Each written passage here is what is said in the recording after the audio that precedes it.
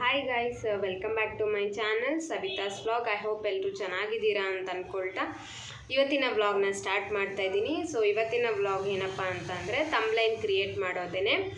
So ಏನಪ್ಪ ಅಂತಂತಂದರೆ ಈಗ ಟ್ರೆಂಡಲ್ಲಿ ಏನು ತಮ್ಲೈನ್ ಕ್ರಿಯೇಟ್ ಮಾಡ್ತಿದ್ದಾರೆ ಎಲ್ಲರೂ ಯೂಟ್ಯೂಬರ್ಸು, ಸೊ ಆ ಥರದ್ದು ನೀವು ಹೇಗೆ ಕ್ರಿಯೇಟ್ ಮಾಡೋದು ಅನ್ನೋದನ್ನು ಹೇಳ್ಕೊಡ್ತಾ ಇದ್ದೀನಿ.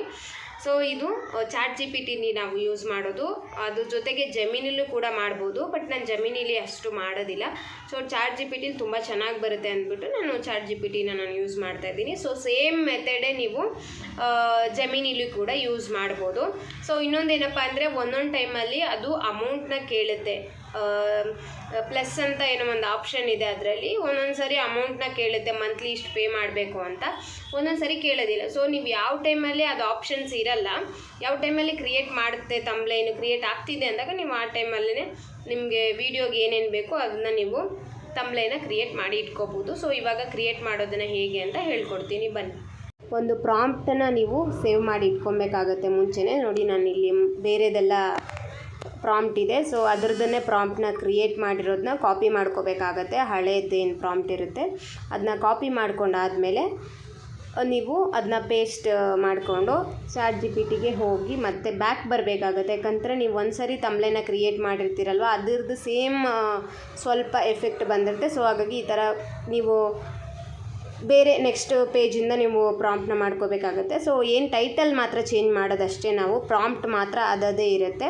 ಸೊ ಇವಾಗ ಫೋಟೋಸ್ನ ನೀವು ಸೆಲೆಕ್ಟ್ ಮಾಡ್ಕೋಬೇಕಾಗತ್ತೆ. ಒಂದಷ್ಟು ಫೋಟೋಸ್ ಯಾವುದು ಬೇಕೋ ಆ ಫೋಟೋಸ್ನ ನೀವು ಸೆಲೆಕ್ಟ್ ಮಾಡ್ಕೋಬೇಕು.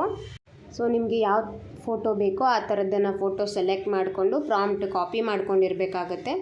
ಫೋಟೋಸ್ ಎಲ್ಲ ಸೆಲೆಕ್ಟ್ ಮಾಡ್ಕೊಂಡು ನಿಮ್ಮ ತಮ್ಲೈನ್ಗೆ ಏನು ಬೇಕು ಅನ್ನೋದನ್ನು ಟೈಟಲ್ ಅಂತ ಆದಮೇಲೆ ನೀವು ತಮ್ಲೈನ್ಗೆ ನೀವು ಟೈಟಲ್ ಕೊಡಬೇಕಾಗುತ್ತೆ. ನಾನು ಗ್ರ್ಯಾಜುಯೇಷನ್ ಅಂತ ಕೊಡ್ತಾ ಇದ್ದೀನಿ ಇಲ್ಲಿ.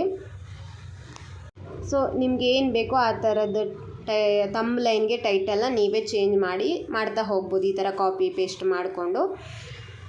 ಸೊ ಅದಾದಮೇಲೆ ಅದು ಒಂದು ಸ್ವಲ್ಪ ಹೊತ್ತು ಟೈಮ್ ತಗೊಳ್ಳುತ್ತೆ. ಸೊ ಇಲ್ಲಿ ಒಂದು ಗೆಟ್ ಪ್ಲಸ್ ಅಂತ ಒಂದು ಆಪ್ಷನ್ಸ್ ಕೂಡ ಇದೆ. ಸೊ ಅಲ್ಲಿ ಸಮ್ಟೈಮ್ಸ್ ಏನಾಗುತ್ತೆ ಅಂತಂದರೆ ನೀವು ಪೇ ಮಾಡಿ ಮಂತ್ಲಿ ಇಷ್ಟು ಅಮೌಂಟ್ ಪೇ ಮಾಡ್ತಾ ಹೋದಾಗಲೇ ನಿಮಗೆ ತಮ್ಲೈನ್ನ ಇನ್ನೂ ಕ್ರಿಯೇಟಿವ್ ಆಗಿ ಕೊಡುತ್ತೆ.